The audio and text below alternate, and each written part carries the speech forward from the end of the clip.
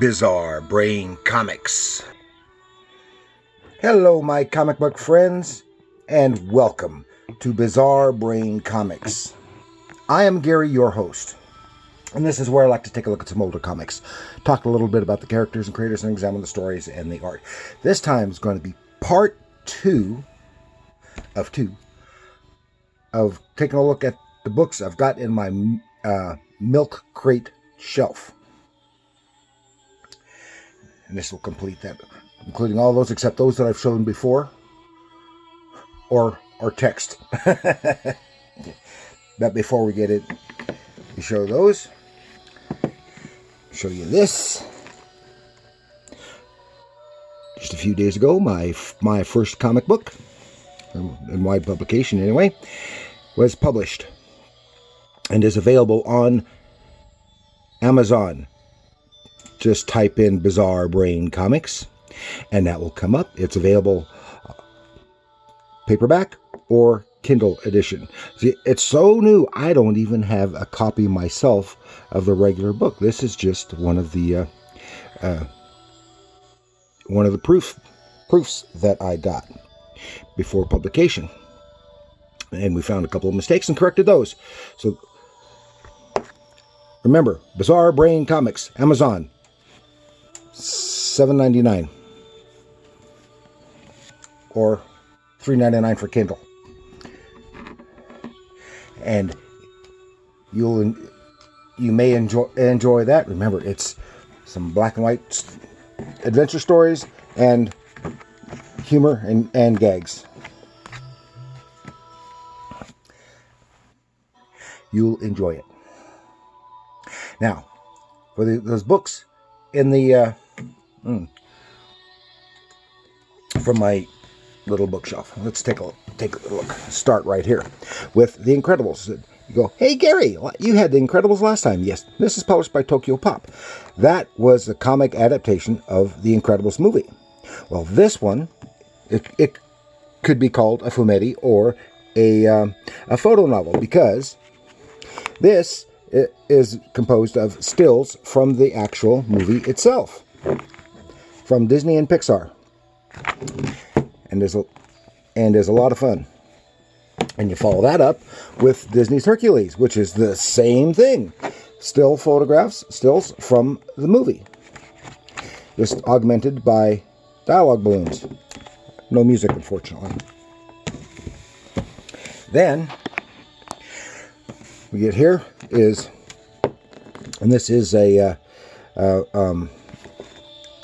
discard library edition, and I have some others of those as well. Mary Jane from Marvel Comics. Mary Jane from about 20 years ago. This is categorized as a teen romance. It's Mary Jane Watson in high school. It's some manga style artwork, and it's just all about Mary Jane and Peter, with a little bit of Spider-Man thrown in, and a lot of fun. Here we have the trade paperback version of the Batman Chronicles Volume 2. I'm not sure if I have Volume 1 or not. This, of course, is reprinting some Golden Age Batman stories from the early 40s. Batman and Robin. See how really evil the Joker actually looked. And at that time, as before he got goofy, and he was actually very evil. He got goofy, and then he got evil again. And then we follow that up with another Batman, A Lonely Place of Dying. About this secondhand. Marv Wolfman, George Perez, Jim Aparo, Tom Grummett, Mike DiCarlo, Bob McLeod. Lots of great DC creators, and it includes some A Lonely Place of Dying Part 2. There's a lot of stuff about primarily Robin, I think, and has, of course, this has got some Jim Aparo. He's my favorite Batman artist. Jim Aparo. Then we have here Kurt Busiek's Astro City. This is another library discard book. Life in the Big City, with a great cover painting by Alex Ross. I think he did all the cover illustrations. No, he didn't. Oh, no, maybe. Let's see. No, it doesn't show them all. Anyway, Alex Ross, Kurt Busiek, and Anderson. I'm not sure who the other artist is. Some really nice stuff. And this is very early. This is of Astro City.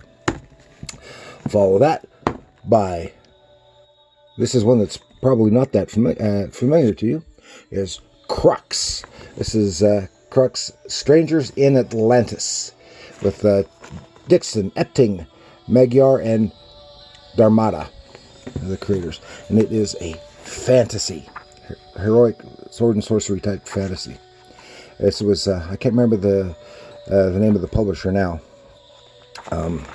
It says CrossGen. Yeah, it was CrossGen when they were about. They did some really good stuff. I got another one of them. I didn't get a whole bunch, but I got a couple of trade paperbacks. And then we're back to Gotham City with Batgirl Year One, Scott Beatty, Chuck Dixon. His name's showing up a lot. Marcos Martin, Alvaro Lopez. And this has a kind of a fun and an actiony cover here. And the interior, some really nice artwork. And it really kind of reminds me, this is early in, of course, Batgirl's career. Her and Robin coming to headers. It really reminds me a lot of some of the Alex Toth artwork. And I like that. And then we go here to another library discard. The Rings of the Nibelung, Richard Wagner's Ring of the Nibelung. This is Volume 2 by P. Craig Russell.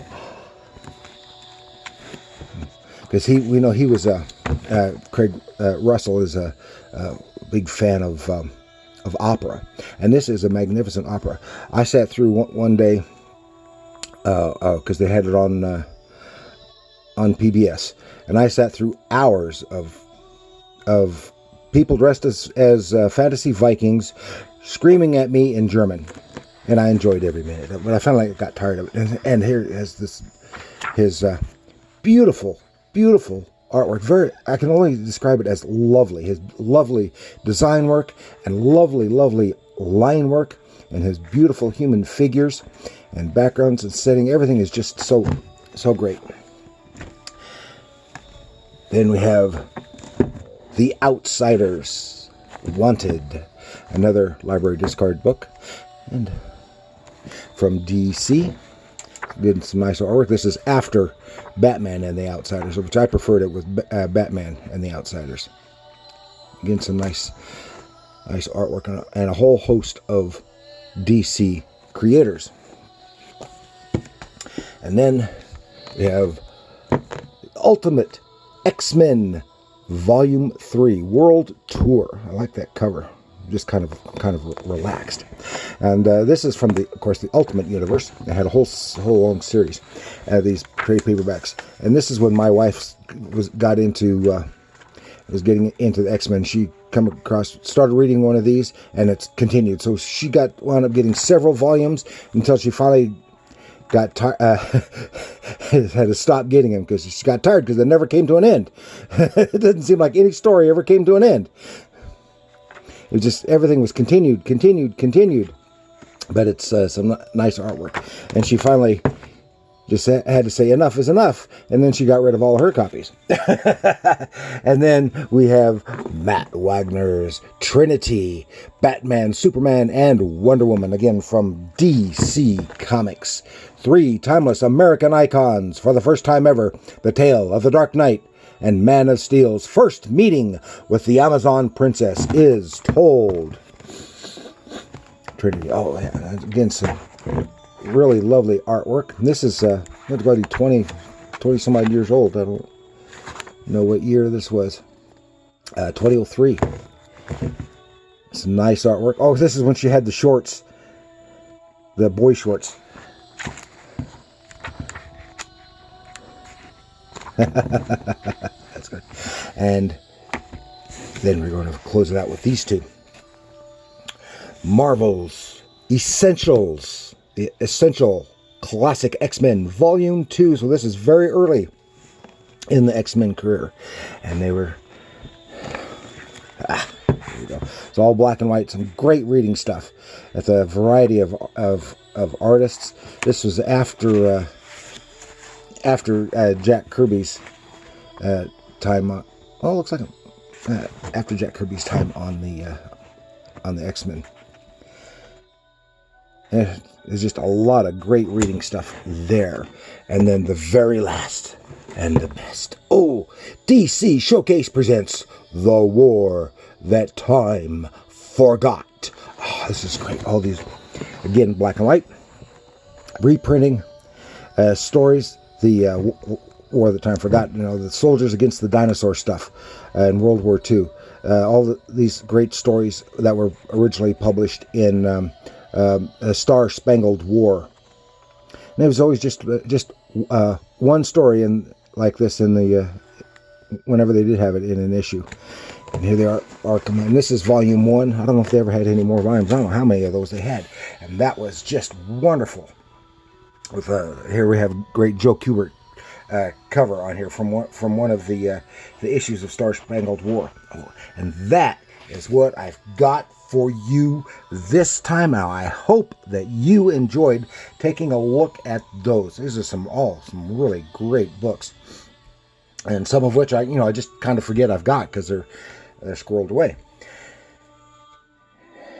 And got to get back to reading because I haven't read them all, and even those that I have read, I've mostly only some of them. So please like, share, and subscribe. And do leave a comment. Any questions that you may have that I might be able to answer, or which of these books do you like best? I might do a deep dive in one of them for you that way. And remember, comics are art.